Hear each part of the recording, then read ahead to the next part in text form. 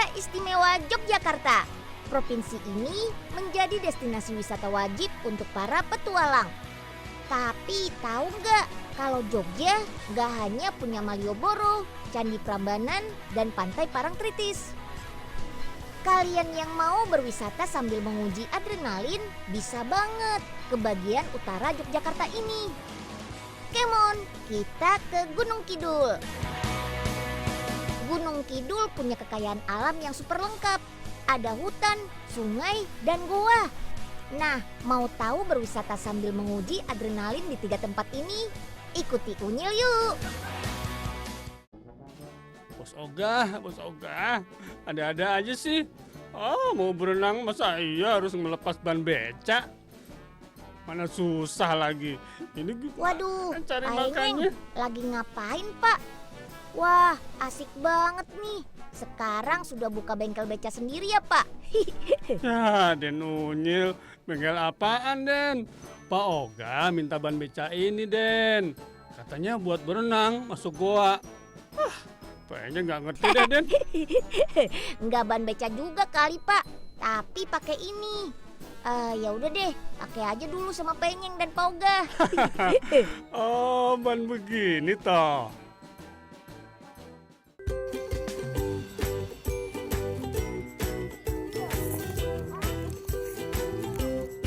Mobil off-roadnya sudah siap nih. Kendaraan ini akan membawa teman-teman Unyil menyusuri hutan Wanagama. Jangan lupa ya, tetap utamakan keselamatan. Ayo, pakai dulu helmnya. Medan yang kita hadapi sangat menantang nih, terjal dan berlumpur. Makanya nggak bisa pakai mobil sembarangan. Hanya mobil dengan mesin 4-wheel drive yang bisa melewatinya dengan baik. Pada medan berat seperti ini, seluruh ban mobil akan bergerak dan mendorong, sehingga tenaga yang dihasilkan super besar. Ayo, semangat! Berpetualang seperti ini jangan takut kotor ya, karena sudah pasti akan terkena lumpur dan air. Agar tidak jatuh, pegangan yang erat. Nah, gimana rasanya? Gilang, Noval, dan Diki. Asik kan?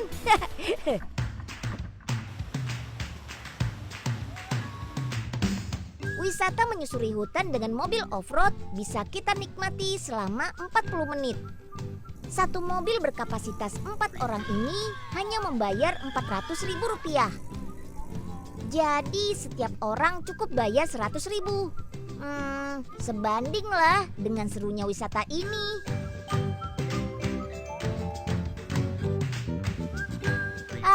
Akhirnya sampai juga di ujung tujuan. Kita bisa singgah di salah satu air terjun dalam hutan. Wah, segarnya. Bisa sambil membersihkan badan nih. Puas menyusuri hutan, sekarang waktunya menyusuri goa bawah tanah dengan ban super besar. Oh ya, pakai jaket pelampung dulu ya. Pakai dulu jaket pelampungnya. Dengan alat pengaman ini, bobot tubuh sampai 100 kg bisa mengapung di air. Selain dilengkapi dengan jaket pelampung dan ban besar, perjalanan wisata Gua Pindul juga didampingi oleh pemandu. Oh iya, Gua Pindul resmi menjadi objek wisata sejak 2010 lalu loh. Bukan tanpa alasan menyusurinya menggunakan ban. Karena dalam goa ada satu zona yang hanya bisa dilewati satu ban secara bergantian. Goa ini punya panjang sekitar 350 meter dan kita bisa menyusurinya selama 60 menit. Gak hanya menikmati indahnya stalaktit dan bebatuan indah di dalam goa, kita juga bisa melihat banyak kelelawar di bagian atas goa. Tapi tenang saja, kelelawar ini jinak kok, tidak akan mengganggu pengunjung. Nah, buat yang berani, bisa loncat seperti ini nih. Yeay, pure. Pasti kalian jago berenang ya, karena kedalaman sungai ini mencapai 12 meter.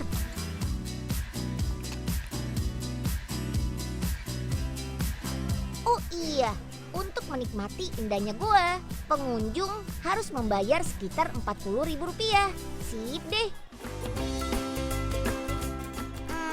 Masih belum capek ya? Tenang, dengan ban ini kita bisa menyusuri Sungai Oyo. Jaraknya nggak jauh dari Gua Pindul, hanya sekitar 5 menit.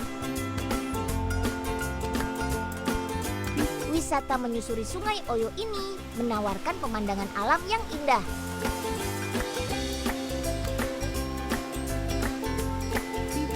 Kita bisa menyusuri sungai sepanjang 1.500 meter ini selama 1 jam.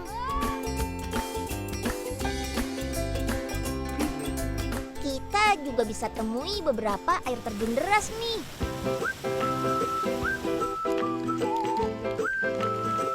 Menyusuri Sungai Oyo bisa kalian nikmati dengan merogoh kantong Rp50.000.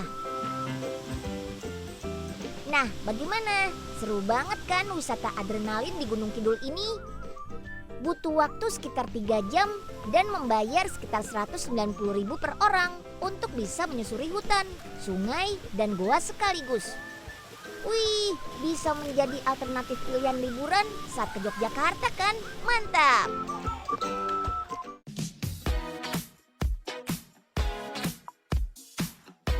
Capek menyusuri sungai, hutan, dan bukit. Waktunya mengembalikan energi tubuh dengan mengkonsumsi bekal yang kita bawa nih. Iya, kalau mau jalan-jalan keluar kota, kita harus membawa bekal yang praktis. Tapi tetap bergizi ya. Nah, ini dia bekal praktis dan bergizi tinggi. Bandeng kaleng, buatan perusahaan makanan di kota Yogyakarta. Berawal dari melihat potensi bandeng yang cukup melimpah, pemilik usaha akhirnya membuat bandeng kaleng pertama di Indonesia sejak Mei 2016 lalu. Nah, penasaran bagaimana membuatnya? Yuk, ikut Unyil. Aduh, udah berapa jam nih gak dapet ikan? Bisa nggak jadi jalan-jalan ini, Mbul? Wah, Mbul, lagi ngapain? Siang-siang nongkrong di sini. Hah, nggak lihat apa Nyil? Embul lagi mancing nih. Sebel nggak dapet ikan. Embul, nggak di sini juga kali mancingnya. Ini kan kolam renang, Bul. Waduh, pantesan Bul nggak dapet ikan. Ini kolam renang toh. Sebelum ke pabrik, terlebih dahulu kita ke tambak ikan bandengnya yuk. Teman-teman Unyil sudah siap mau panen ikan bandeng nih. Ikan berdaging putih bersih dan kenyal ini merupakan jenis ikan laut. Karena potensinya cukup menjanjikan, budidaya ikan bandeng di tambak pun mulai banyak dilakukan. Setiap hari bisa panen ratusan kilogram ikan bandeng loh. Hasil panen ini langsung kita bawa ke pabrik biar terjaga kesegarannya. Oke deh, proses pertama di pabrik adalah mencuci ikan-ikan ini. Bandeng yang hidup dalam tambak biasanya berbau lumpur. Nah, untuk menghilangkan bau lumpur tersebut bisa dengan merendamnya dalam air garam. Sekarang potong bandeng menjadi beberapa bagian. Buang bagian ekor serta kepalanya. Jangan lupa keluarkan isi perutnya juga ya. Tujuannya agar daging bandeng tidak terasa pahit. Oh iya, dalam sehari pabrik ini bisa menghabiskan sampai 600 ekor bandeng loh. Bandeng termasuk ikan yang punya banyak duri. Nah, biar konsumen tidak repot membuang duri saat makan, masak bandeng dengan panci presto seperti ini. Tekanan dari uap air yang dihasilkan bisa membuat duri bandeng menjadi lunak. Tekstur daging bandeng pun jadi lembut deh, mantap. Setelah 1-2 jam, bandeng selesai dipresto dan siap kita goreng. Wih! Bolak-balik sampai matang. Oke deh, sekarang lanjut siapkan bumbunya yuk.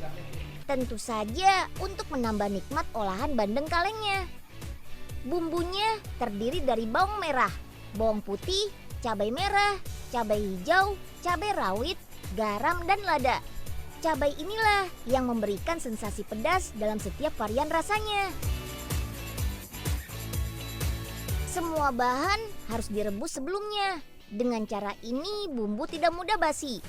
Baru deh haluskan bumbu dengan cara ditumbuk.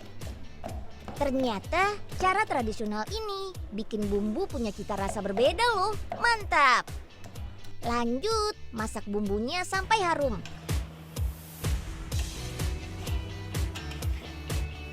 Sip deh, bandeng dan bumbu sudah siap nih. Waktunya kita kemas ke dalam kaleng berkapasitas 300 gram. Masukkan dulu bandeng gorengnya, baru tambahkan bumbunya. Semua sudah sesuai takaran yang pas nih. Aduh, Unyil kok jadi lapar ya? Oh iya, dalam sekali produksi, pabrik ini bisa menghasilkan 300 kaleng bandeng kaleng loh. Bandeng kaleng harus melewati proses vakum nih untuk membuang udara dalam kaleng.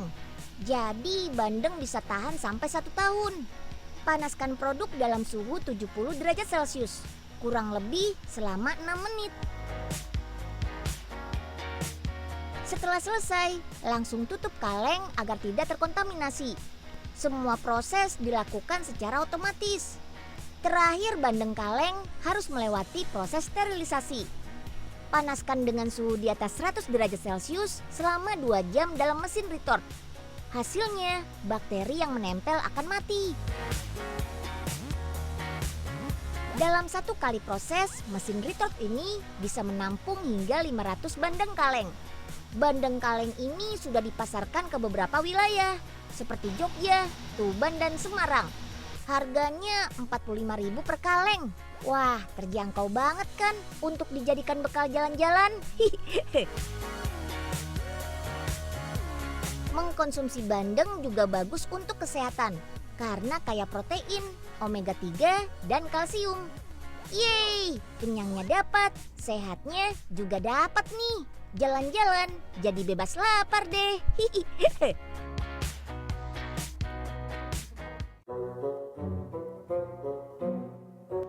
Dah si Embul, kemana sih peginya? Masa nyari ikan dari zaman kuda gigit besi sampai sekarang kagak kelar-kelar? Keburu mati dah nih apinya. Po Ipeh udah siap lagi tuh. Wah, bisa-bisa diomelin ini Embul gak bawa apa-apa. Lah, tuh deh si Embul. Berapa kilo itu dia bawa? Banyak kali ya? Woi Embul, sini.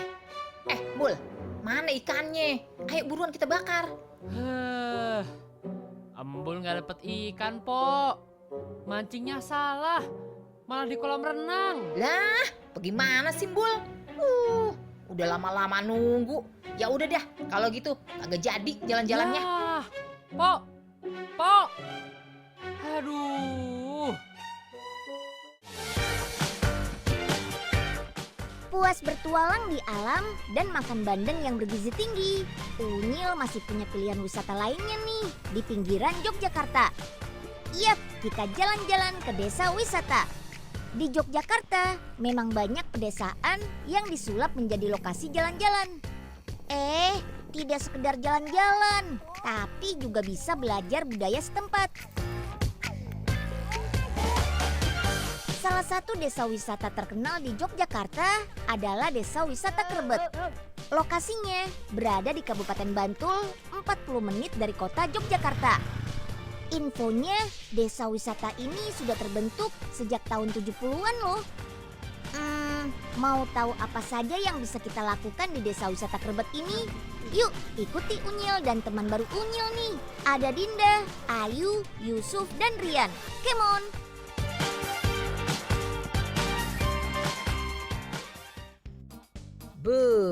Kalau tiap hari Ayu jalan-jalan kemari, bisa pinter ini ngebatik. Wah, asik banget.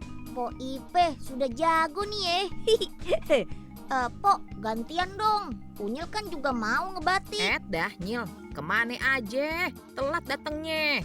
Lihat nih, mati lampu. Empo aja kagak bisa nerusin ngebatiknya. Loh, memang apa hubungannya mati lampu sama ngebatik, Po?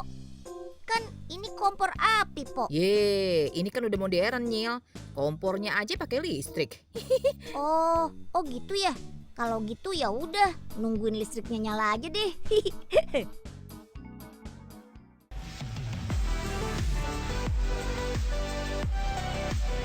Desa Wisata Krebet menawarkan wisata edukatif dan kreatif bagi para pengunjung, terutama dalam membuat kerajinan batik kayu.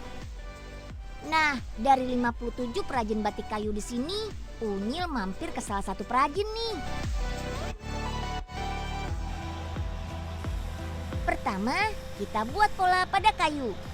Jenis kayu untuk membuat kerajinan ini adalah albasia, sengon, dan mahoni. Semuanya merupakan jenis kayu yang ringan dan lunak agar mudah dibentuk dan bisa menyerap cairan warna. Oke, sekarang potong kayu mengikuti pola. Oh iya, kayu yang digunakan juga harus go green alias cinta lingkungan loh. Jadi pilih yang pertumbuhannya cepat. 2 tahun sudah bisa ditebang. Kelestarian lingkungan pun tetap terjaga baik. Sip deh, lanjut ukir kayu sesuai permintaan pasar. Wah, bagus-bagus banget ya.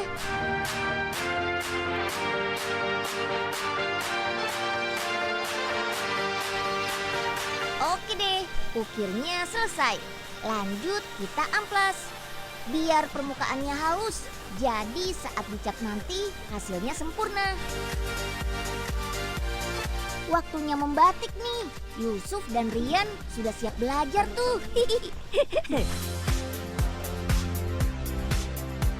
Seperti membatik di atas kain nih. Membatik di atas kayu juga menggunakan malam atau lilin dan canting. Buat pengunjung yang ingin belajar membatik, dikenakan biaya Rp30.000 saja. Terjangkau kan? Jangan lupa warnai batik kayunya ya.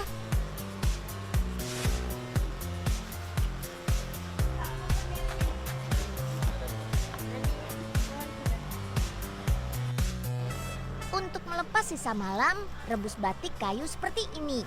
Tuh, langsung luntur sisa malamnya. Tinggal jemur deh.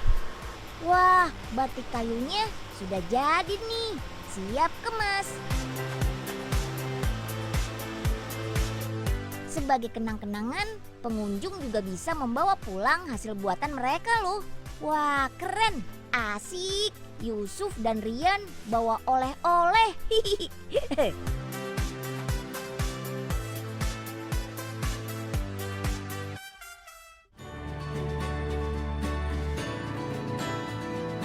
Wah, Dinda dan Ayu ternyata di sini toh. Masih di kawasan Desa Wisata Krebet nih. Mereka berkunjung ke pembuatan gula kelapa. Gula kelapa terbuat dari nira atau cairan manis yang keluar dari batang kelapa. Nah, sebelum nira diambil, masukkan cairan khusus ke dalam bambu ini agar nira tidak asam dan kotorannya tidak mengendap di dasar bambu. Lalu taruh bambu di batang bunga kelapa paling tinggi. Kegiatan ini dilakukan setiap hari loh. Kemon Pak, kita naik. Waduh, hati-hati ya Pak.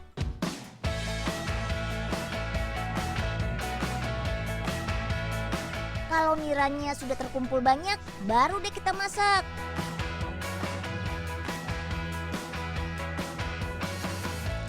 Terakhir, cetak dan tunggu sampai mengeras. Gula kelapa bisa kita bawa pulang nih, asik.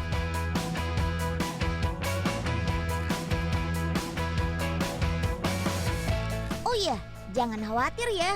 Untuk yang ingin berlama-lama berkunjung dan menikmati indahnya Desa Wisata Krebet ini, pengunjung juga bisa menginap di beberapa homestay atau penginapan milik masyarakat setempat. Mantap! Alternatif pilihan wisata Yogyakarta ini pasti bikin petualangan makin seru kan?